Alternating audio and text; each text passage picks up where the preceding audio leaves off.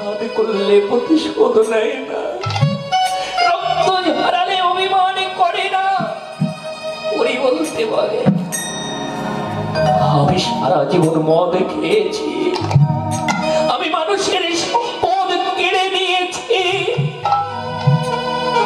মানুষকে সারা জীবন আঘাত করেছি, কেউ কোনদিন এমন ভক্তি ভাবে আমাকে ডাকেনি, কেউ কোনদিন এমন প্রেমের আবেগে আমার সঙ্গে কথা বলে।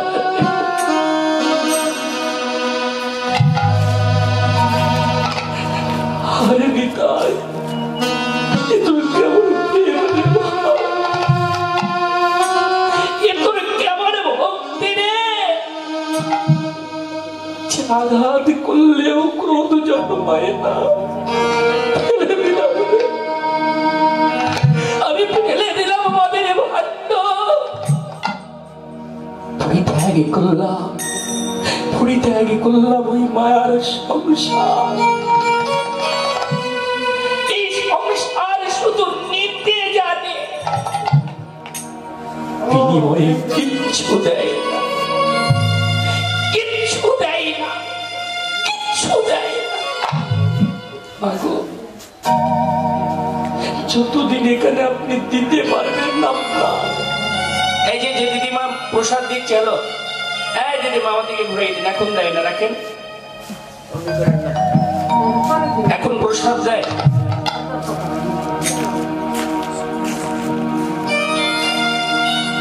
এই সংসারে যতদিন দিতে পারবেন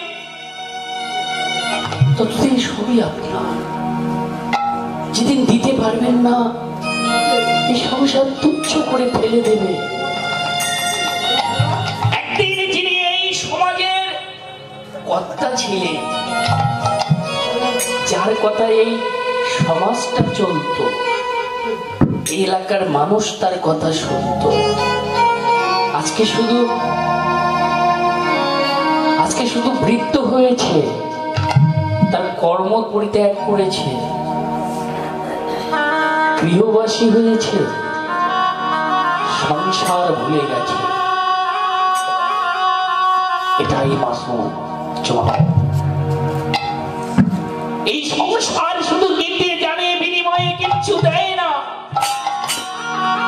মাধাই বলে নিতাই রে,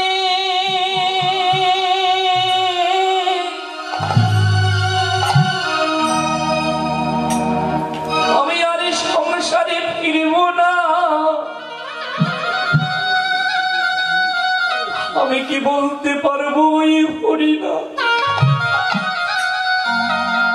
এই হরিনামে আমার পাষাণ হৃদয় কি বলবে,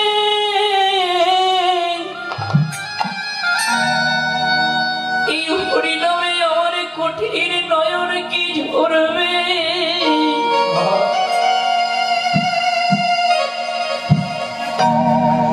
মাধাইকে হৃদয়ে ধরেছে, নিতাই কাঁদিস না, কাঁদিস না, তুই পাপে দোষ। উনি মাধাই একবার তুই স্মরণ করে দেখ ত্রেতা যুগের কথা, রত্নাকারের মতো দস্যু যদি মরা মরা মরা জব করিতে করিতে এই রাম নামে উদ্ধার হয়ে বাল্মীকি মুনি হতে পারে, তুই কেন পারবি না? তোর স্থান আমার জননী নয়, তোর স্থানে যে আমার হৃদয়ে, তোর দ্বারা হরি নামের মহিমা প্রকাশ পাবে। তোর আত্মজীবনী শুনে কত পাষাণের নয়ন ঝরবে। এই কলিযুগে তোর জীবনী পড়ে কত পাপী এই হরি নামে ছুটে আসবে। এই কথা শুনে জগাইও ছুটে আসলো হরি নামে। একটা কথা বিচার করুন, একটা কথা, এই প্রভাত কালে একটা কথা ভাবুন, যে হরি নামে পাষাণ্ড জগাই মাতায় উদ্ধার হয়, যে হরি নামে চাপল গোপালের মতো ব্যভিচারীর হৃদয়ে গলে যায়,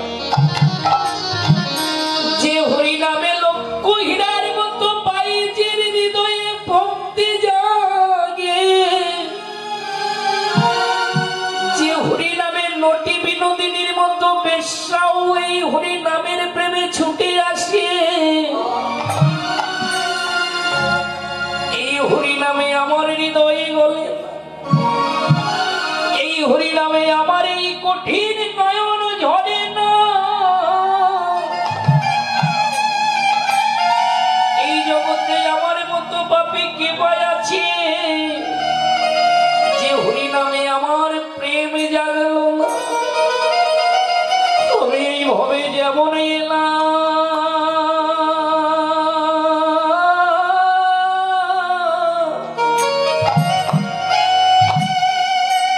তেমন মায়ায় বাদী হয়ে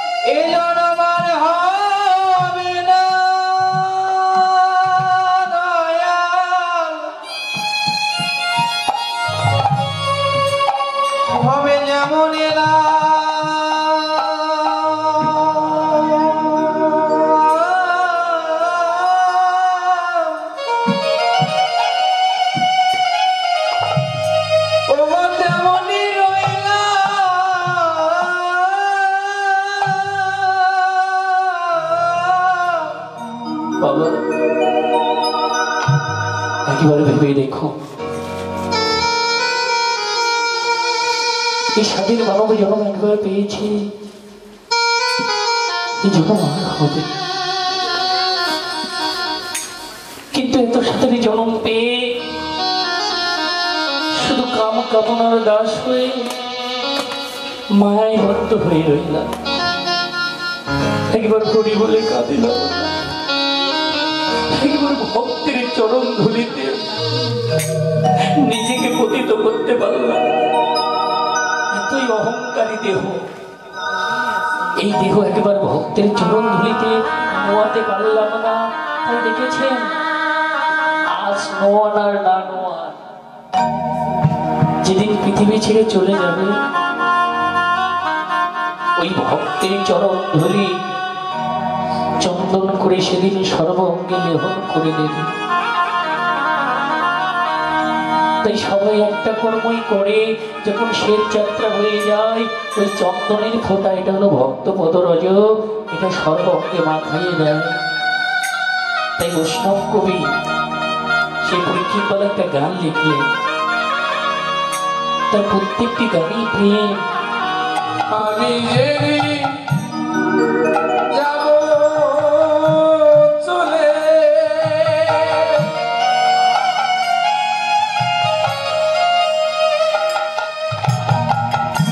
তোমাদের ছাড়িয়া,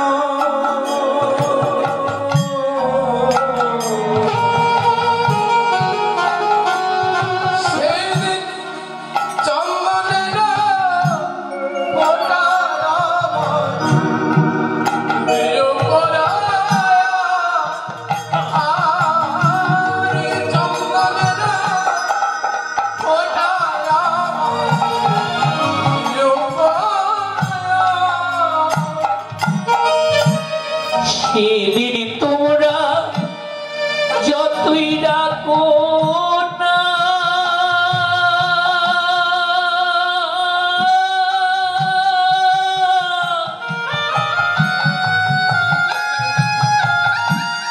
ফিরে এসে আর কোনদিন কথা বলবো না।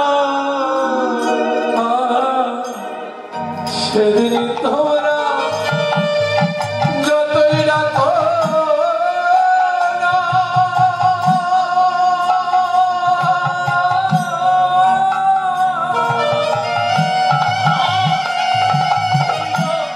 ফিরে এসে আর কোনদিন কথা বলবো না। সেদিন তোমরা যতই ডাকো না,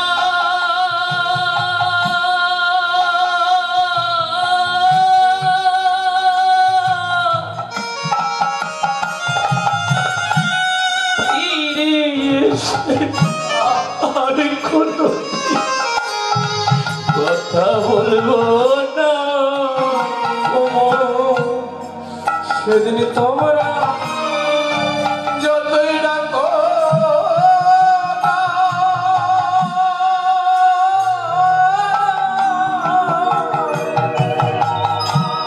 ফিরে এসে আর কোনদিন কথা বলবো না। সব কিছু তো রবি পড়ে দেখব নয়র চাহিয়া, চন্দনেরই ফোঁটায় আমার প্রিয় পরাইয়া।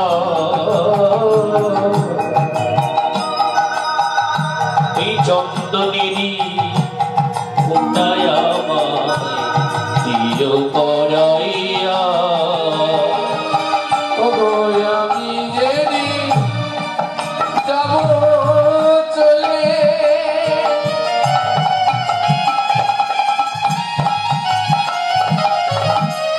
তোমাদের ছাড়িয়া,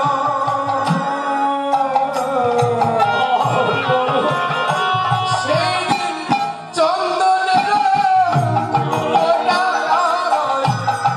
দিও পরায়া, আর চন্দনের ফোঁটা দিও পরায়া। স্ত্রী পুত্র সোনার গহনা,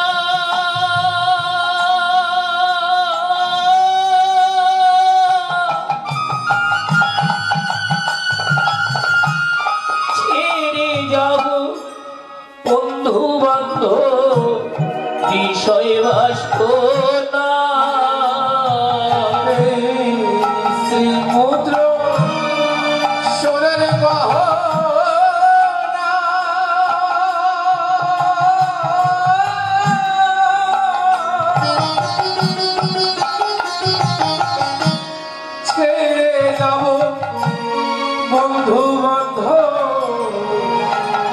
সোনা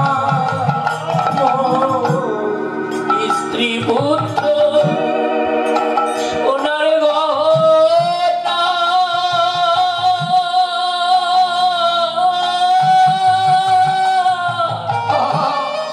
এনে যাব বন্ধু বান্ধব বিষয় বাসনা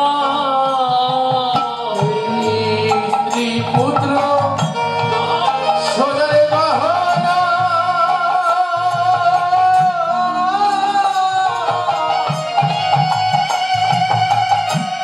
ছেড়ে যাব বন্ধু বান্ধব বিষয় বাসনা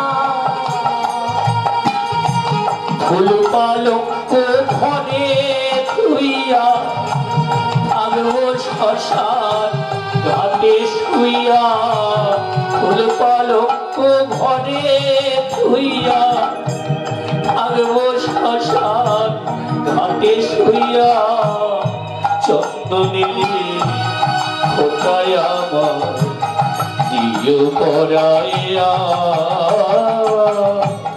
চন্দনেরি খোঁটায় আমার দিও পরাইয়া সেদিন কিচ্ছু সঙ্গে যাবে না সবাই একটা কথা বলবে বলো হরি সেদিন নাম যাবে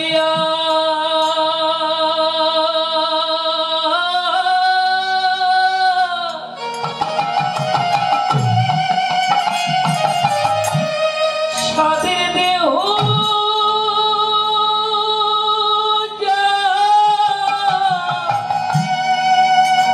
যাবে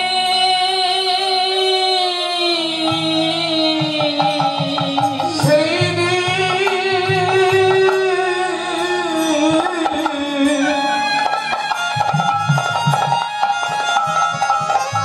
হরিনাম যাবে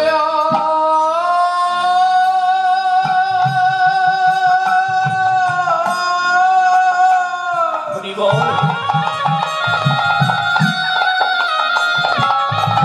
সাদের দেহ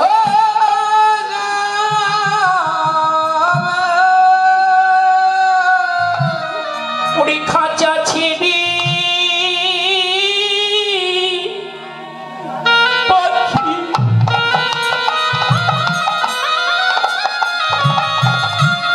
যেদিন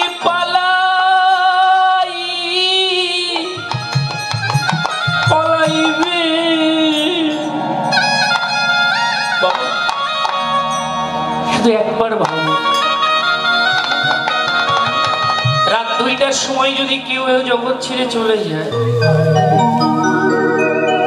প্রাণটা 2টার সময় চলে গেছে ওই রাতটুকু তাকে রুমে রাখবে ওই রাতটুকু তাকে রুমে রাখবে না এই ঠান্ডার ভিতরে ওই সব দেহটাকে তুলসী তলায় নামাইয়ে দেবে মরা ঘরে রাখতে না সারা জীবন ধরে এত অট্টলিকা করলাম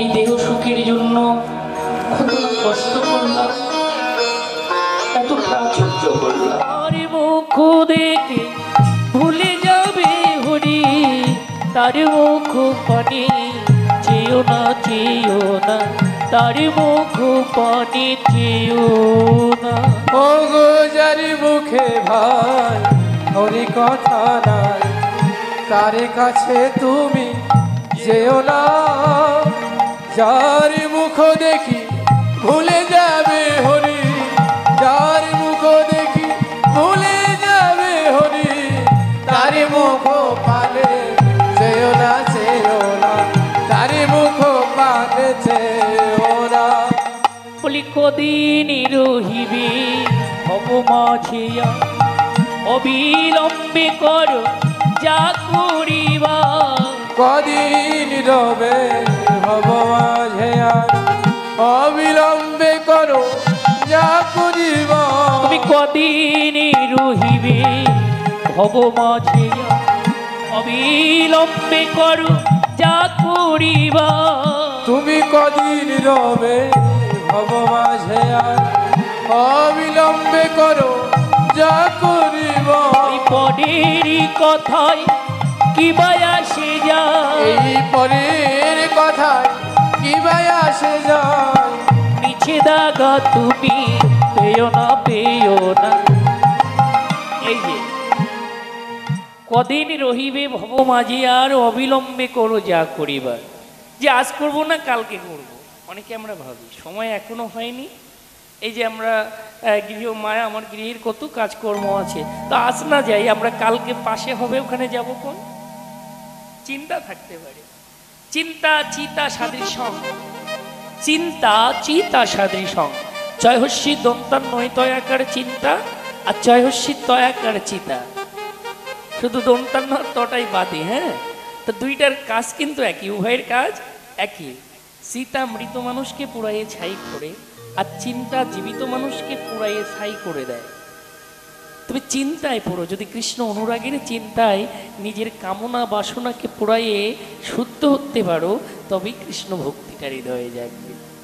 তো তুমি কদিন রহিবে, আজকে যাবো না কালকে যে যাব বলছো, কালকে কি তুমি থাকবে এটা কি তুমি গ্যারান্টি দিয়ে বলতে পারো? হ্যাঁ, বলতে পারো কেন? আজকাল বিজ্ঞান তো কত কিছু পারে। আমরা বিজ্ঞানসম্মত যুগের মানুষ, একটু বলি ছোট করে, বিজ্ঞান পারে না এমন কোনো কাজ নাই। আমরা অত্যাধুনিক শিক্ষায় শিক্ষিত, আমি তো আর সেই যুগের ছেলে নয়, আমাকে ডেকে খুব ব্যাকডেটেড মনে হয়। হ্যাঁ, তাহলে তাহলে শোনেন যে আমরা বিজ্ঞান কি বলি না, আমরা বলছি না, কিছু কিছু বিজ্ঞানের কথা, যে যারে দেখা যায় না দুই নয়নে তারে ভজিব কেমন, যে ভগবান দেখা যায় না, ভগবান বিশ্বাস করি না।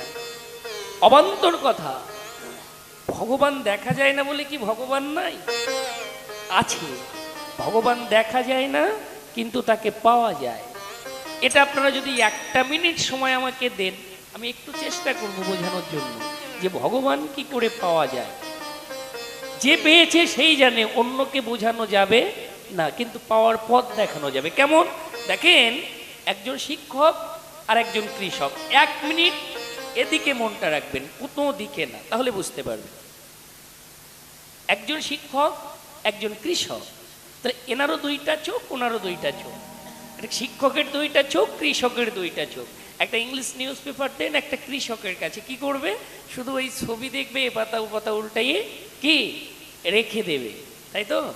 কিন্তু যে শিক্ষক, তার কাছে নিউজ পেপারটা দিলেই আগে হেডলাইনগুলো পড়ে দেখবে।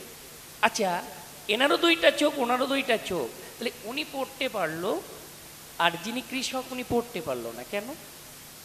চোখ তো ভগবান দুইটা দিয়েছে। হ্যাঁ,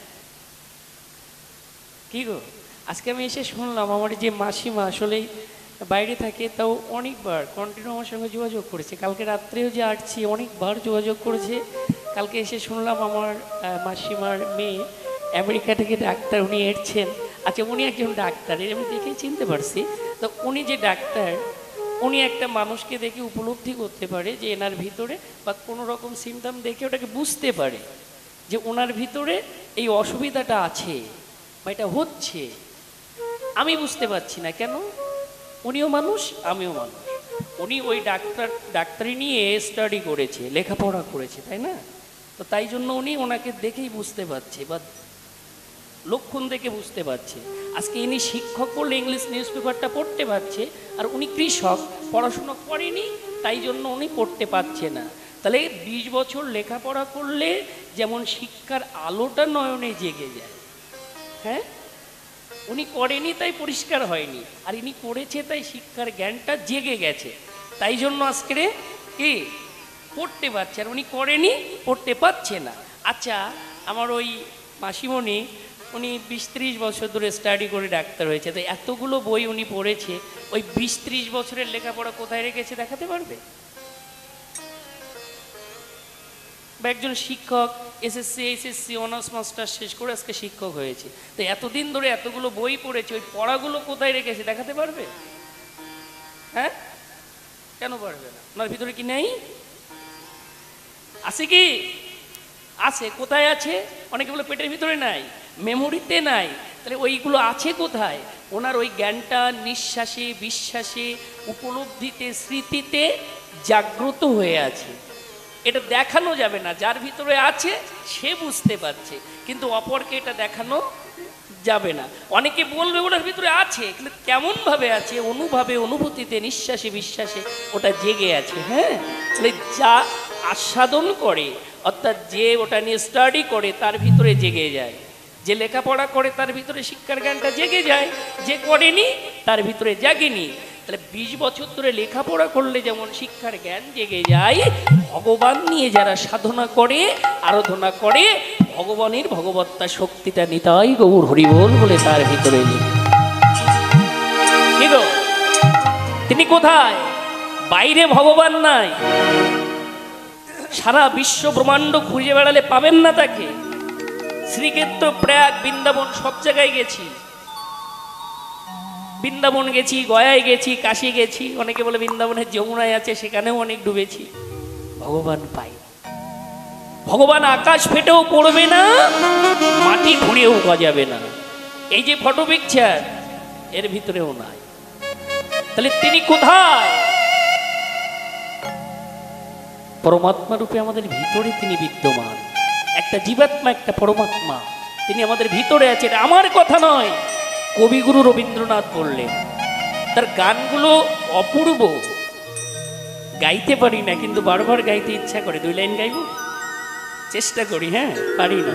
তার প্রত্যেকটি গানে উপলব্ধি দিয়ে গেছেন যে তিনি কোথায় থাকেন। এই গানটার মধ্যে তিনি বলে গেলেন, আমার হিয়ার মাঝে লুকিয়েছিলে,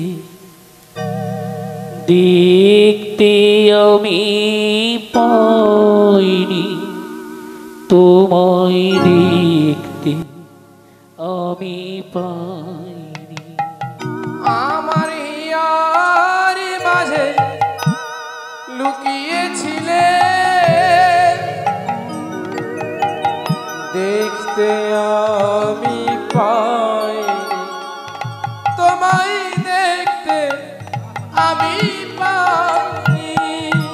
আমার হিয়ার মাঝে লুকিয়েছিলে, দেখতে আমি পাইনি, তোমায় দেখতে আমি পাইনি। আমার হিয়ার মাঝে লুকিয়েছিলে, দেখতে আমি পাইনি, তোমায় দেখতে আমি পাইনি।